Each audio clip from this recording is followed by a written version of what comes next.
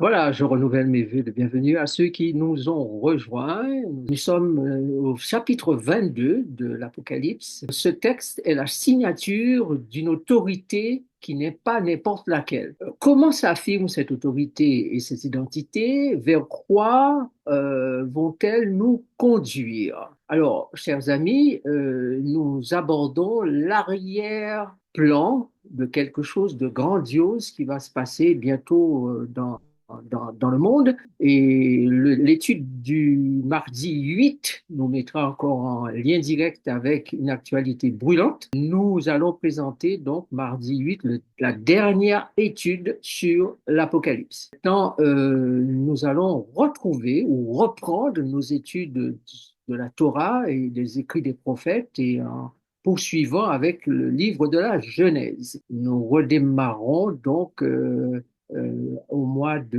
d'avril, fin avril, puisque entre-temps, nous aurons deux études de transition qui nous prépareront à poursuivre notre étude sur le livre de la Genèse. La première étude sur la Genèse sera la véritable origine du mal. Maintenant, lisons notre texte. Apocalypse 22, versets 14 à 16. Heureux ceux qui lavent leurs robes afin d'avoir droit à l'arbre de vie et d'entrer par les portes dans la ville. Dehors les chiens, les enchanteurs, les impudiques, les meurtriers, les idolâtres et quiconque aime et pratique le mensonge. Moi, Jésus, j'ai envoyé mon ange pour vous attester ces choses dans les églises. Je suis le rejeton et la postérité de David, l'étoile brillante du matin. Amen. Si. Chers amis, il est important pour nous de réaliser que dans ce dernier chapitre, Jésus s'adresse directement au lecteur. Moi, Jésus. À la fin de ce livre, il veut que chaque personne ayant eu à cœur de lire et de comprendre le contenu de ce livre puisse retenir des choses capitales qui ont été dites dans ce livre. Et vous aurez noté que le chapitre 22 est comme un grand résumé du livre de l'Apocalypse de Jean, et il y a donc des choses fondamentales à retenir, et nous verrons particulièrement ce que Jésus voudrait que nous retenions de lui après toutes ces études. Première question donc, qui est Jésus dans ce dernier chapitre de l'Apocalypse? Comment est-il décrit? Regardez ce que dit Apocalypse 22, versets 12, 13 et 16. Voici, je viens bientôt et ma rétribution est avec moi pour rendre à chacun selon ce qu'est son œuvre. Je suis l'alpha et l'oméga, le premier et le dernier, le commencement et la fin. Moi, Jésus, j'ai envoyé mon ange pour vous attester ces choses dans les églises. Je suis le rejeton et la postérité de David, l'étoile brillante du matin. Alors, si on devait lister les choses qui sont dites de Jésus dans ces versets, on voit d'abord, si on devait lire dès le départ, celui qui vient bientôt, c'est le verset 12. Puis vous avez l'alpha et l'oméga, le commencement et la fin, le premier et le dernier, le rejeton de David, la postérité de David, l'étoile brillante du matin. Donc, quant à l'identité de Jésus, elle est décrite avec ces 7 aspects. Et ces 7 aspects doivent être retenus par le lecteur.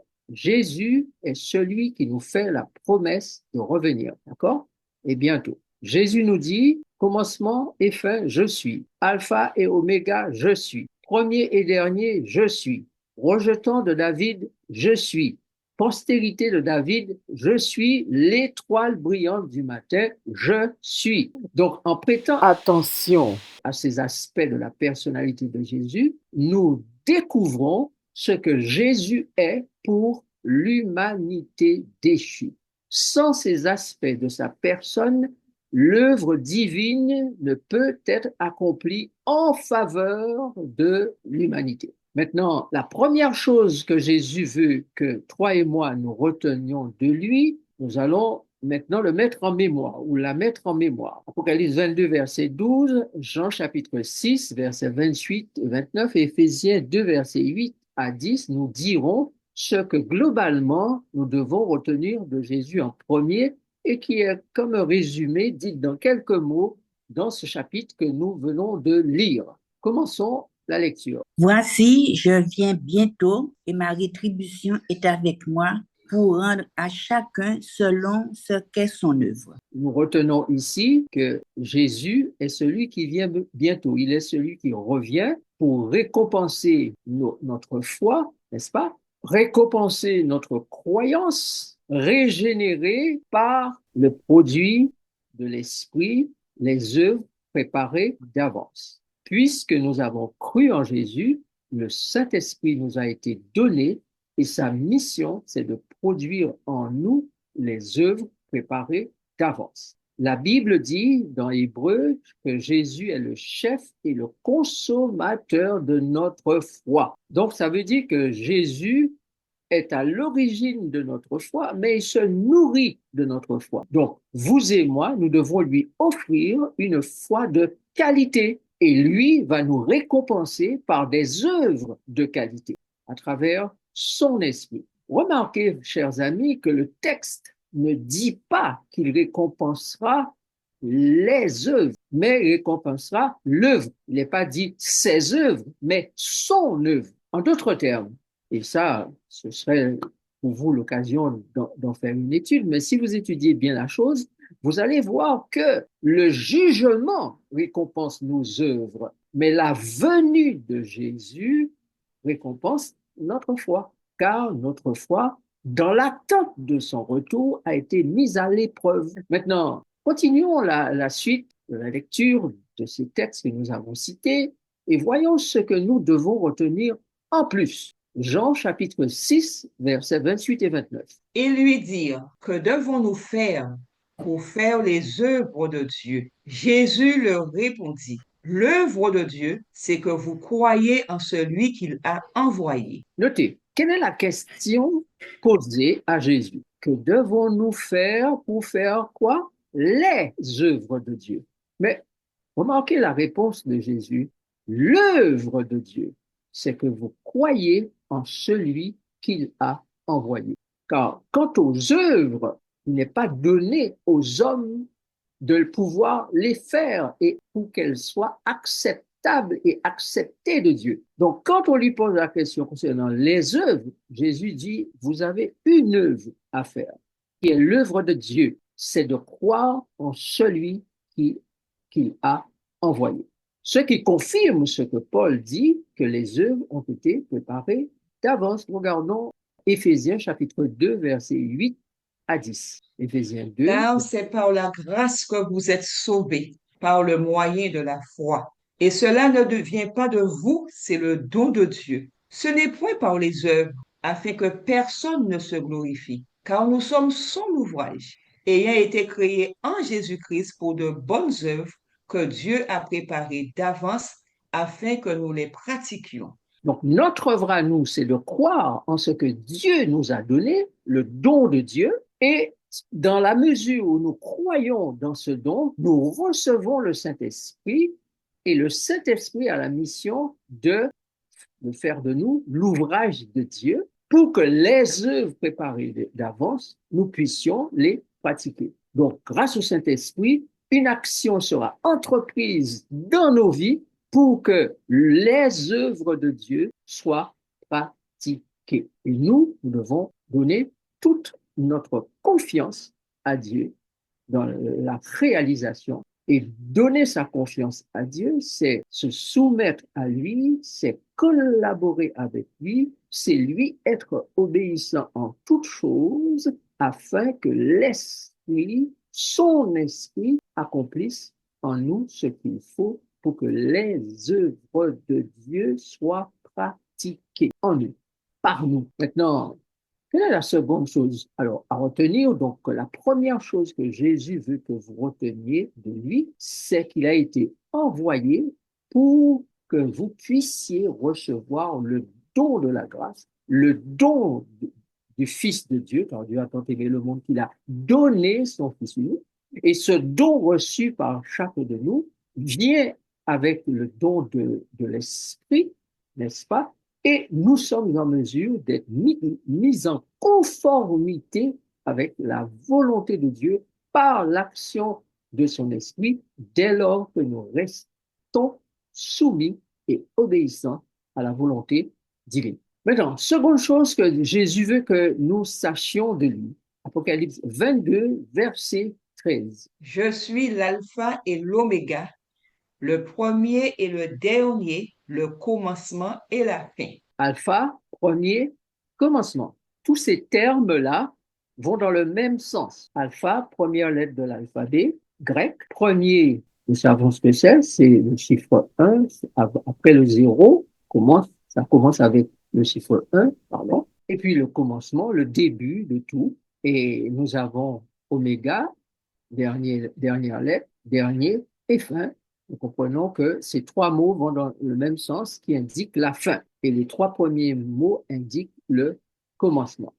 Donc, ce qui veut dire que Jésus est en train de nous dire, retenez que tout commence avec moi et tout finit avec moi. Je suis la vie, la source de la vie, et je suis la fin, c'est-à-dire l'exécuteur de la mort. Si Jésus n'est pas le début et la fin de notre vie pour que nous mourions à nous-mêmes, pour revivre, ressusciter en esprit par l'esprit, la puissance de l'esprit de Jésus, nous serons classés par Jésus dans la catégorie des perdants, des jugés.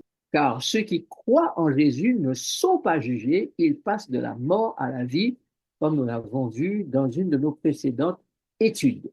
D'accord? Donc, aucun perdant ou jugé n'hérite du royaume des cieux. Comprenons bien que lorsque nous employons le mot juger, nous voulons dire juger et condamner. Ceux qui viennent au tribunal de Dieu et qui ne sont pas jugés, mais directement acquittés, le sont par le fait que Jésus les représente et a déjà tout classé en ce qui les concerne. Par contre, comme les autres ne se sont pas soumis à lui, ne l'ont pas accepté comme leur avocat, leur défenseur, leur juge, leur ami, leur directeur de conscience, ils sont nus devant le juge, ils n'ont pas de défense devant le juge et ils sont directement condamnés, reconnus comme coupables et condamnés. Maintenant, comment sont décrits les condamnés ou encore les perdants? Apocalypse 22, verset 15. Dehors les chiens, les enchanteurs, les impudiques, les meurtriers, les idolâtres et quiconque aime et pratique le mensonge. C'est ainsi que les perdants sont identifiés dans le livre de l'Apocalypse, chapitre 22, verset 15, et ces perdants sont jetés dehors. D'ailleurs, si vous avez vos Bibles pas loin, eh bien, vous allez remarquer qu'au verset 8 du chapitre 21, ils sont aussi décrits comme des lâches, des incrédules, des abominables, des meurtriers, des impudiques, des enchanteurs, des idolâtres, des menteurs qui auront leur part dans l'étang ardent de feu et de soufre. Maintenant, pourquoi sont-ils appelés des chiens? Chien parce que le chien retourne à son vomi, comme le dit la Bible. Ce sont ces personnes qui ont connu la vérité, qui ont goûté à la vérité, mais qui finalement l'ont rejetée et sont retournés à leur vomi, c'est-à-dire à leur mensonge. Pourquoi emploie-t-il le mot enchanteur? Parce que ces personnes-là, eh bien, enchanté, séduit beaucoup de gens alors qu'ils connaissaient la vérité et que ces personnes séduites, elles aussi connaissaient la vérité, mais se sont laissées séduire. Et ces personnes sont perdues, jetées dans la confusion par le spiritisme et les autres sciences occultes, voire même par leur propre intelligence. Beaucoup de personnes aujourd'hui sont en train de quitter le bateau parce que les sirènes ont fait retentir leur beau chant et ces personnes ont été attirées par ces sirènes. Beaucoup de philosophie, doctrine, enseignement aujourd'hui attirent les gens parce que toutes ces choses sont faites sous le parapluie de la séduction. Elles sont bien dites sous le parapluie de l'intelligence, de la connaissance, de l'instruction. Et beaucoup de gens quittent le bateau, on les emmène à croire que le bateau dans lequel ils sont est en danger et qu'il va sombrer dans la tempête. Ces personnes ont oublié, sous la langue enchanteresse, le séducteur, que Jésus lui-même se tient au gouvernail de ce bateau qui tangue, de ce bateau qui ballotte de tous côtés pendant la tempête sur les flots. Et que l'écrivain inspiré avait dit que la meilleure option, malgré les turbulences, c'est de rester dans le bateau, car Jésus est à la barre et qu'il conduira le bateau au bon port. Donc, même si dans l'Église, ce bateau que Jésus emmène au bon port, il y a des bouleversements, des choses qui vous chagrinent, des choses qui vous font mal, des choses qui vous embêtent, des choses qui vous font douter, des individus qui prennent des positions que vous ne comprenez pas. Cela ne doit pas vous emmener à quitter le bateau, car Jésus est aux commandes. Il est aux commandes. Et il a dit d'ailleurs que le diable persécuterait le reste. Donc ça veut dire que les difficultés vont venir sur l'Église et qu'elle sera frappée de toutes sortes de manières au point de séduire, s'il n'était possible, même les élus. Mais beaucoup en sont venus à critiquer, à dénigrer, à maudire l'Église et les enseignements qu'ils ont reçus et se détournent parce qu'ils ont trouvé mieux. Ils descendent du bateau, ils plongent et nagent pour se retrouver sur une autre rive et avoir un autre soleil qui brûle. Ils jettent ses rayons sur eux, une autre nourriture, d'autres pâturages, etc., etc. Pourquoi le texte appelle-t-il les perdants des impudiques? Eh bien, parce que ces impudiques ont copulé avec de faux dieux, de faux enseignements, justement, et ont préféré la vie de la chair à celle de l'esprit dans sa plénitude et sa vérité. Les ténèbres ont été préférées à la lumière, le mensonge à la vérité. Pourquoi sont-ils appelés des meurtriers? Bien, tout simplement parce que ce qu'ils ont été, ce qu'ils ont fait, ce qu'ils ont dit, leurs témoignages et leurs mensonges annoncés comme vérité ont conduit beaucoup à se détourner de la source de la vie et à se retrouver victimes de la mort éternelle. Ils sont appelés meurtriers parce qu'ils auront aussi, dans le passé, dans le présent et dans l'avenir, versé injustement le sang des justes et le sang des innocents. Voilà. Maintenant, quelle est la troisième chose que Jésus voudrait que nous sachions de lui? Apocalypse 22, verset 16. Moi, Jésus, j'ai envoyé mon ange pour vous attester ces choses dans les églises. Je suis le rejeton et la postérité de David, l'étoile brillante du matin. Alors, ce texte, il va revenir puisque et chaque fois qu'il va revenir, il sera souligné. Donc, vous pouvez simplement considérer, lire la partie qui est soulignée. Donc, ce que Jésus voudrait que nous retenions maintenant, c'est qu'il a envoyé son ange. Et cette expression est très importante et cette déclaration de Jésus est capitale. Laissez-moi essayer de vous faire comprendre pourquoi cette information est capitale. Regardez Juge chapitre 13, versets 21 à 22. Juge, L'ange de l'Éternel n'apparut plus à Manoah et à sa femme. Alors Manoah comprit que c'était l'ange de l'Éternel. Et il dit à sa femme, nous allons mourir, car nous avons vu Dieu. alors, comment Dieu est-il appelé dans le texte? L'ange de l'Éternel. L'ange de l'Éternel. L'ange de l'Éternel apparut à Manoach et à sa femme.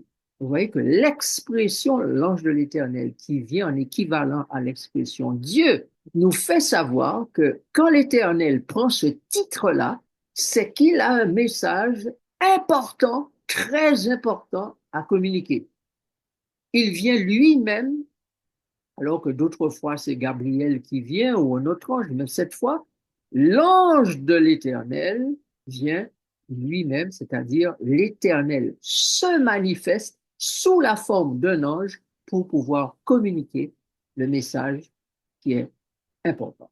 Regardez maintenant la déclaration de Jésus dans ce sens-là, dans Jean chapitre 14, versets 17 à 23. L'esprit de vérité que le monde ne peut recevoir parce qu'il ne le voit point et ne le connaît point. Mais vous le connaissez, car il demeure avec vous et il sera en vous. Jésus lui répondit, si quelqu'un m'aime, il gardera ma parole et mon Père l'aimera. Nous viendrons à lui et nous ferons notre demeure chez lui. Regardons, réfléchissons, raisonnons. L'esprit de vérité que le monde ne peut recevoir, point, ne le connaît point, mais vous le connaissez car il demeure avec vous. Quel est cet esprit qui demeure avec les disciples au moment où Jésus parle? Avez-vous la réponse? Mais Jésus lui-même, qui était avec les disciples? Jésus. Et Jésus le confirme dans le verset suivant. Il dit, verset 23, Jésus lui répondit, si quelqu'un m'aime, il gardera ma parole et mon Père l'aimera, nous viendront et nous ferons notre demeure en lui. Donc Jésus et le Père viennent dans l'expression l'esprit de vérité. Donc l'esprit de vérité, c'est Jésus et le Père qui se manifestent. Nous viendrons, esprit de vérité, nous ferons notre demeure chez lui, esprit de vérité. Vous comprenez? Donc, Jésus est en train de dire dans le livre de l'Apocalypse, quand il dit, moi, Jésus, j'ai envoyé mon ange, c'est comme s'il disait, moi, Jésus, j'ai envoyé l'ange qui m'appartient ou l'ange que je suis, l'ange de l'Éternel que je suis. Donc, je viens moi-même vous annoncer la chose. Je suis venu sous cette forme pour vous attester de ces choses en tant qu'Église ou attester ces choses aux Églises. Donc, l'ange de l'Éternel, c'est l'Éternel lui-même, sous la forme angélique. Ses ordres, ses missions sont confiées à des anges, mais certains ordres et certaines missions sont réalisées, accomplies par l'Éternel lui-même. Exemple, Genèse chapitre 18, verset 1 à 3, Genèse 19, verset 1, verset 24, nous laisse à comprendre que l'Éternel est venu accomplir l'œuvre de destruction de Sodome. Mais quand vous arrivez au chapitre 19, le texte dit que ce sont deux anges ils étaient trois, mais le texte dit que c'était deux anges qui s'étaient rendus à Sodome et Gomorrhe pour accomplir l'œuvre de Dieu de destruction. Donc l'Éternel n'était pas en compagnie des deux anges. Il était venu faire accomplir la mission, il a dit ce qu'il allait faire et il a donné la mission finalement aux deux anges pour l'exécuter. Voyez-vous, chers amis, nous aussi, nous sommes désignés par l'Éternel comme étant des anges qui exécutent des missions. C'est pourquoi les trois messages de l'Apocalypse sont représentés comme étant les messages ou le message des trois anges. Donc, chaque personne doit se considérer comme un fils de Dieu, fille de Dieu, un missionnaire, un enfant adopté, sauvé par Dieu, est aussi un ange qui exécute les missions divines. Retenez cela pour notre prochaine étude sur l'esprit et l'épouse. Jésus veut donc que tu saches qu'il a envoyé son ange, l'esprit de l'Éternel, l'esprit de vérité, l'esprit de Dieu. Voilà pourquoi Paul dit dans 2 Corinthiens chapitre 3 verset 17, or le Seigneur c'est l'esprit et là où est l'esprit du Seigneur, là est la liberté. Donc, quand on dit j'ai reçu l'esprit, on dit j'ai accueilli le Seigneur Jésus, le Père, le Fils dans ma vie. Donc, on a fait du Saint-Esprit un personnage entièrement à part du Seigneur et l'on va même jusqu'à prier le Saint-Esprit. Et ça c'est une dérive, car Jésus dit que l'Esprit de vérité qui vient, c'est l'Esprit du Père et du Fils qui vient. Donc, c'est le Père et le Fils qui viennent s'installer. Et Jésus dit, quand vous priez, priez en mon nom, jamais au nom du Saint-Esprit. On ne prie pas le Saint-Esprit et on ne prie pas au nom du Saint-Esprit. Jésus a enseigné, on prie le Père, notre Père, voici comment vous devez prier, notre Père, des cieux, et voici comment vous devez demander au nom de Jésus. Vous remarquez aussi que Jésus dit que l'ange esprit, c'est lui. Dans 14, versets 17 et 23, que nous venons de lire. L'ange, l'esprit, c'est lui, c'est le Père. Ce sont eux qui viennent en mission sous la forme de l'esprit et des anges. Et de l'ange de l'Éternel en particulier, pour des missions particulières. Maintenant, quelle est la quatrième chose que Jésus veut que tu saches de lui? Apocalypse 1, versets 1, 13 et 20. Moi, Jésus, j'ai envoyé mon ange pour vous attester ces choses dans les églises. Je Voilà. suis le rejeton et la postérité de Voilà. David, l'étoile brillante du Voilà. matin. On va voir le reste après, mais je dis, rappelez-vous, ce texte va revenir plusieurs fois et vous occupez uniquement de la partie soulignée. Alors, cette fois, nous avons vu que Jésus dit, j'ai envoyé mon ange. Cette fois, nous voyons, il dit, pour attester ces choses dans les églises. Maintenant, regardez ce que dit Apocalypse 1, verset 1, 13 et 20. Apocalypse 1, verset 1, 13 et 20. Révélation de Jésus-Christ que Dieu lui a donnée pour montrer à ses serviteurs les choses qui doivent arriver bientôt et il a fait connaître par l'envoi de son ange à son serviteur Jean et au milieu des 7 chandeliers, quelqu'un qui ressemblait à un fils d'homme vêtu d'une longue robe et ayant une ceinture d'or sur la poitrine. Le mystère des 7 étoiles que tu as vu dans ma main droite et des 7 chandeliers d'or, pardon. Les 7 étoiles sont les anges des 7 églises et les 7 chandeliers sont les 7 églises. Alors, le texte nous dit que la révélation est de Jésus-Christ, donnée par Dieu pour montrer à ses serviteurs les choses qui doivent arriver et pour que les choses qui doivent arriver bientôt soient connues, il a envoyé son ange. Il a envoyé son ange au serviteur Jean. Et Jean voit Jésus qui se promène au milieu des chandeliers avec une apparence d'homme, vêtu d'une longue robe et ayant une ceinture d'or sur la poitrine. Nous constatons tout de suite qu'il a les apparats d'un sacrificateur, un souverain sacrificateur, puisque la façon dont il est habillé nous dit qu'il va exercer dans le sanctuaire. D'ailleurs, le fait que les chandeliers soient mentionnés nous dit bien qu'on est dans le sanctuaire. Il nous rappelle que les chandeliers, ce sont les églises et les 7 étoiles sont les anges de ces églises. Donc, il y a un ordre établi dans l'œuvre divine. Dieu, le Père, le Fils et les anges. Dieu, Père, Fils et les anges.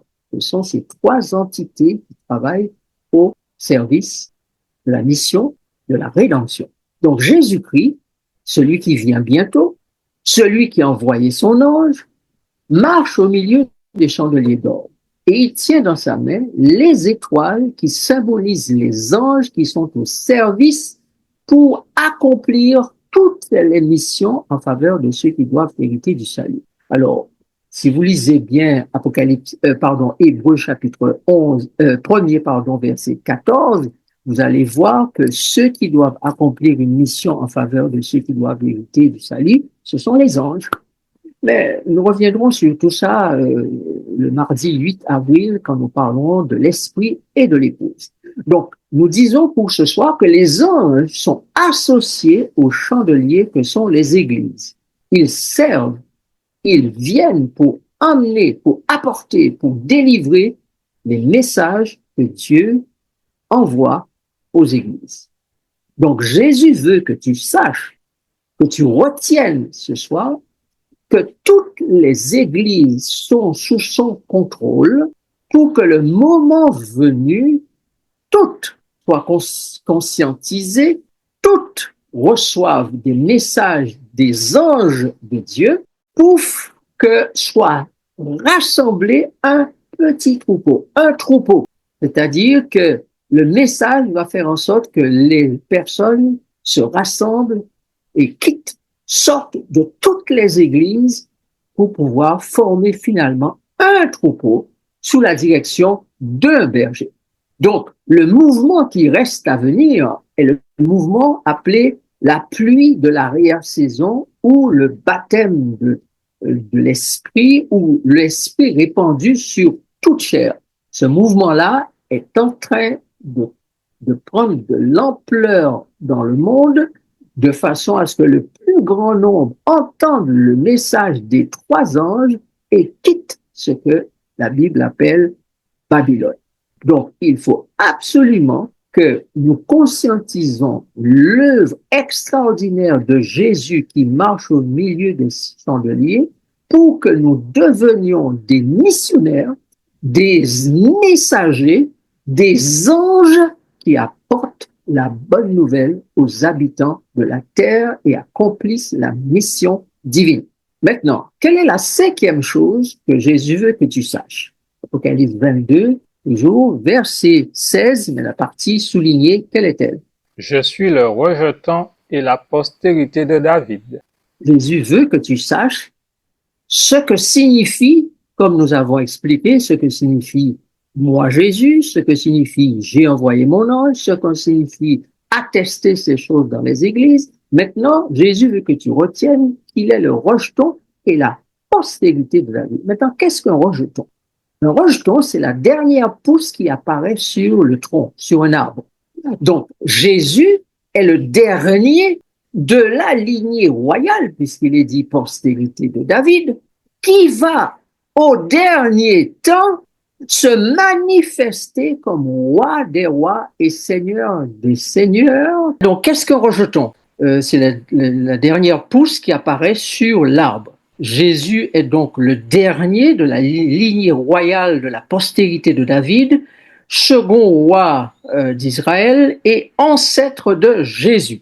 Et Jésus doit apparaître, doit arriver dans le monde pour prendre le règne pour toujours. D'accord? Maintenant, j'ai eu l'occasion de vous dire plusieurs fois que la venue de Jésus est déjà en marche. Nous disons, Jésus vient bientôt. Oui, d'une certaine manière, mais la réalité, c'est qu'il est déjà venu. Sa venue seconde se fait en deux temps. Un temps où il va vers le Père, puis un temps où il apparaît et est visible pour les habitants de la terre. Donc, il va vers le Père. Pour les habitants de la terre, il est dans la partie invisible. Lorsqu'il a terminé l'œuvre qu'il doit accomplir dans le sanctuaire auprès du Père, alors il descend, il continue son voyage et apparaît sur la terre. Je vous invite à lire trois textes. D'abord, Daniel chapitre 7, verset 13 et 14, pardon. Daniel chapitre 7, verset 13 et 14. Je regardais pendant mes visions nocturnes, et voici sur les nuées des cieux arriva quelqu'un de semblable à un fils de l'homme. Il s'avança vers l'ancien des jours, et on le fit approcher de lui. On lui donna la domination, la gloire et le règne, et tous les peuples, les nations et les hommes de toute langue le servirent. Sa domination est une domination éternelle qui ne passera point, et son règne ne sera jamais détruit. Là, merci, on va poursuivre tout à l'heure. Sous vos yeux, vous avez une expression qui est utilisée pour la seconde venue de Jésus. C'est l'expression sur les nuées des cieux.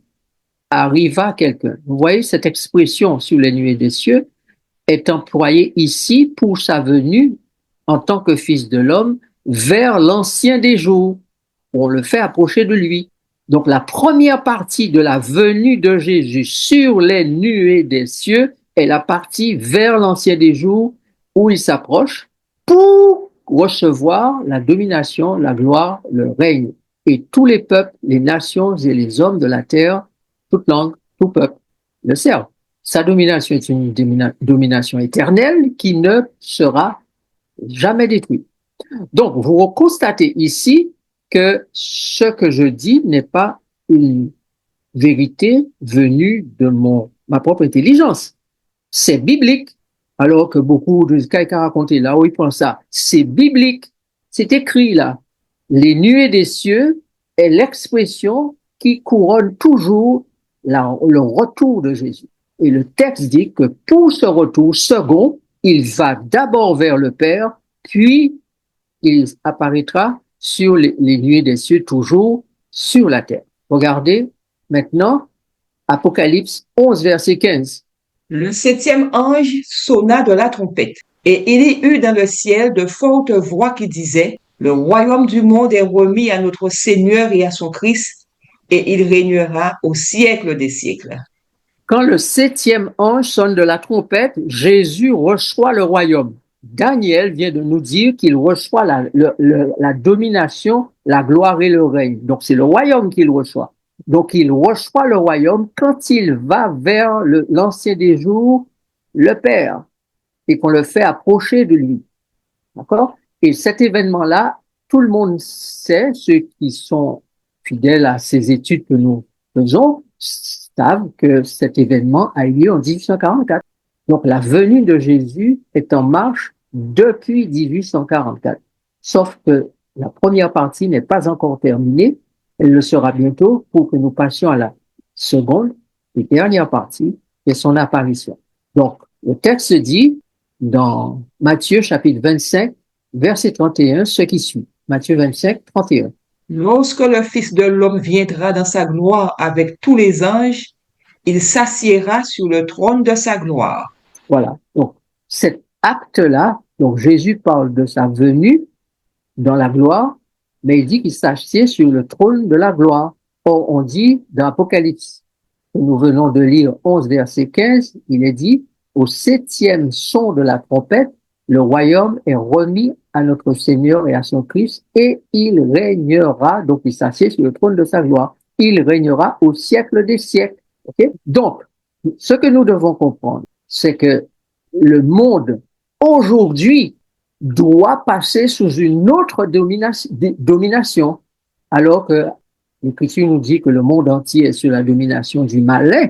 Le monde est sur le point de passer sous une autre domination. Une fois que Jésus aura terminé son œuvre auprès du Père, le monde passera sous une autre domination car il viendra vers la terre pour exécuter, pour mettre en place ce qu'il a reçu du Père, c'est-à-dire la domination, la gloire et le règne pour les siècles des siècles, pour l'éternité. Donc, ce ne sont pas les Illuminati, ce n'est pas la Kabbale, ce ne sont pas les riches oligarques de ce monde qui vont prendre le contrôle et avoir définitivement le dernier mot, car ils sont en train de tout mettre en place actuellement pour pouvoir dominer la planète Terre, dominer les consciences, dominer sur les êtres humains, contrôler tout le monde. Mais ils ne vont pas parvenir à cela. Ils vont commencer, comme les antédiluviens ont commencé la tour, mais ils n'achèveront pas ce qu'ils auront commencé. Le monde va s'écrouler. Quand ils vont croire qu'ils ont tout en main, en une seule heure, ils auront tout perdu. Tout. Voici comment la Bible le dit. Apocalypse 18, versets 10 et 19. Se tenant éloignés dans la crainte de son tourment, ils diront, malheur, malheur, la grande ville, Babylone, la ville puissante. En une seule heure est venu ton jugement. Et ils jetaient de la poussière sur leur tête.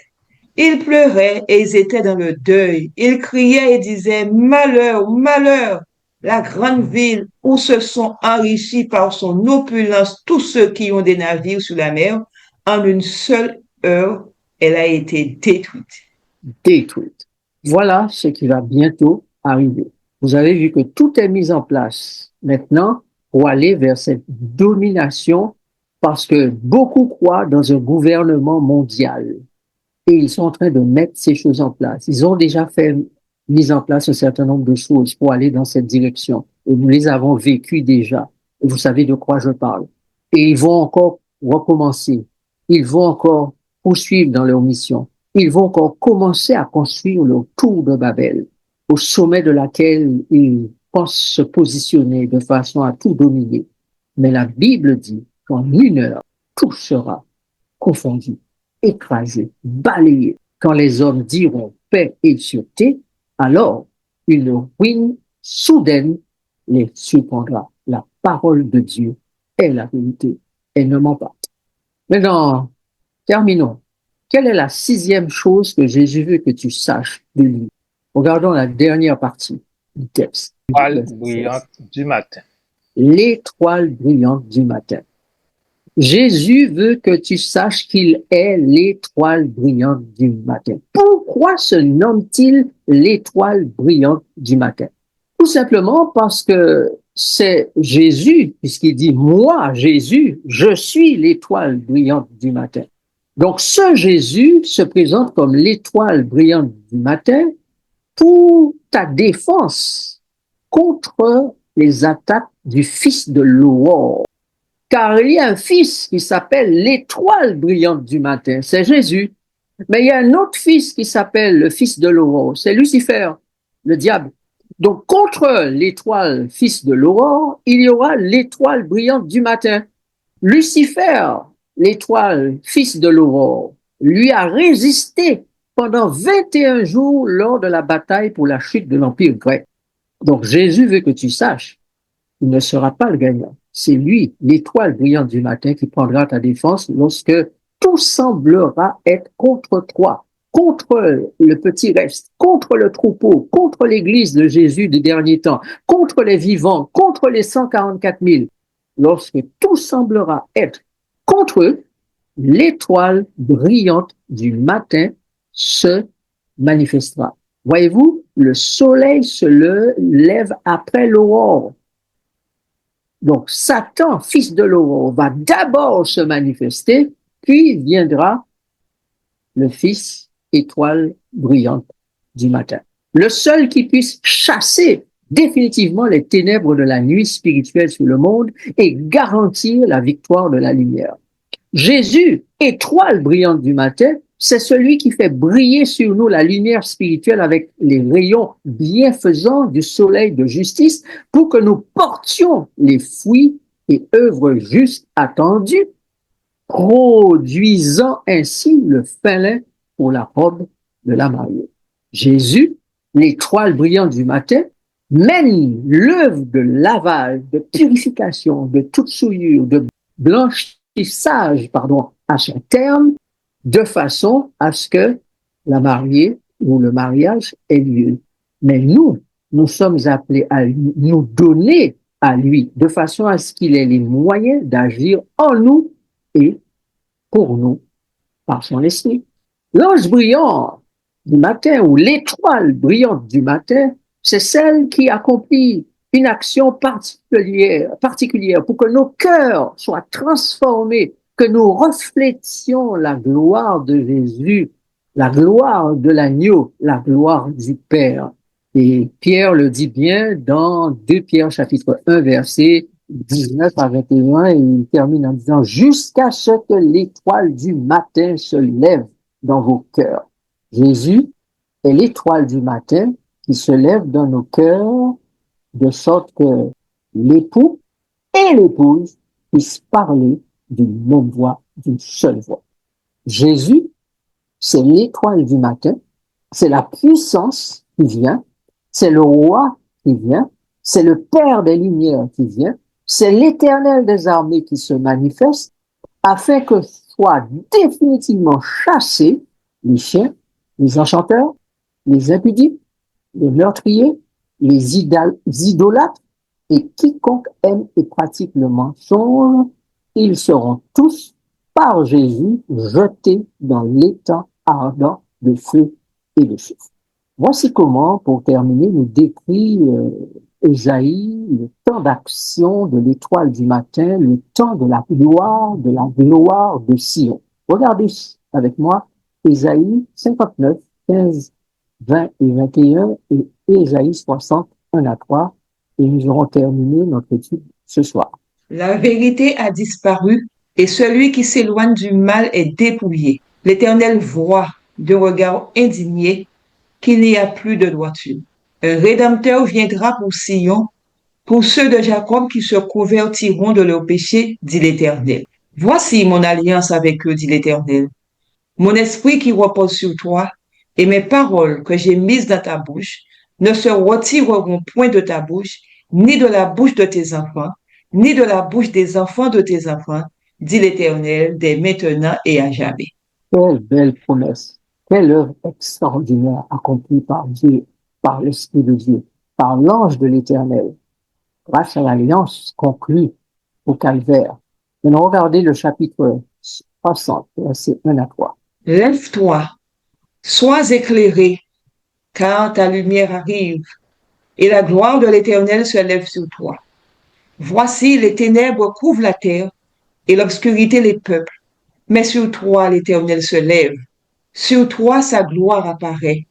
Des nations marchent à ta lumière, et des rois à la clarté de tes rayons. C'est du Fils de Dieu dont il est question, c'est de l'étoile du matin dont il est question ici, dans ce texte. Ta lumière arrive, c'est l'étoile du matin qui arrive. La gloire de l'Éternel se lève sur toi, c'est l'étoile du matin qui arrive. Les ténèbres couvrent la terre et l'obscurité les peuples, mais sur toi, l'Éternel se lève. C'est comme le soleil qui se lève. L'étoile, le soleil est une étoile. L'Éternel se lève sur toi. Sur toi, sa gloire apparaît. Et dès lors que cette action de l'Éternel se sera manifestée, alors le monde entier ne sera plus sous la domination du fils de l'aurore, du malin, du diable, de Babylone et de son chef. Car les nations désormais marcheront à ta lumière et les rois à la clarté de tes rayons. Donc au moment où la charité du plus grand nombre se refroidit dans ce monde, au moment où les conflits, la violence, les crimes s'intensifient, que la planète se dégrade, Dieu veut susciter une église, un peuple, pour faire éclater sa gloire sur la terre. Voudras-tu donner à Jésus l'occasion de faire de toi un de ces instruments de sa gloire? Alors sache que tu as besoin de 4 choses simples. D'abord, avoir une confiance inébranlable en Dieu, parce que les choses vont être telles autour de nous et dans ce monde qu'on pourrait y perdre la foi, s'il était possible, même les élus. Donc, il faut avoir une confiance, quoi qu'il arrive, inébranlable en Dieu. Même si tu meurs de faim, tu ne peux plus ni acheter, ni vendre, aie confiance. Dieu prendra soin de toi. Deuxième chose, renonce à toi-même et laisse Jésus te contrôler, vivre en toi, qu'il puisse avoir le contrôle total de ta vie pour qu'elle soit sanctifiée et mise à son service. Troisième chose, assure-toi d'être né de nouveau, baptisé d'eau et d'esprit. Quatrième chose, nourris-toi constamment de la parole de Jésus et de ses prophètes. Puisse le Seigneur faire en sorte que, toi et moi, nos choix soient tels que nous puissions remplir ces conditions et que nous soyons sûrs d'être l'instrument de Dieu pour faire éclater sa gloire dans le monde. L'étoile du matin brillante s'apprête à se lever. Il faut qu'elle se lève sur toi et que tu sois pleinement éclairé. Que Dieu nous bénisse. Nous allons donc terminer notre étude ici par la prière. Notre Dieu et notre Père, merci pour ces moments que nous avons partagés. Plongeons nos regards dans ta parole, essayant de comprendre comment l'étoile brillante du matin se manifeste. Merci pour ce que tu nous as donné d'apprendre ou de réviser ou de mieux comprendre ce soir. Permet que ces choses dans nos cœurs nous réjouissent et que nous manifestons un amour extraordinaire pour toi, nous acceptions des serviteurs et des servantes à travers lesquels ta gloire sera manifestée. Alors, baptise chacun de ton esprit, que l'étoile brillante du matin se lève sur nous ce soir, qui écoutons ta parole et que nous ayons la foi avec l'ange, avec les anges, de sonner la trompette de l'évangile pour que le plus grand nombre puisse se jeter dans l'adoration au pied de Jésus. Que sa volonté soit faite sur la terre comme au ciel, au nom de Jésus. Amen.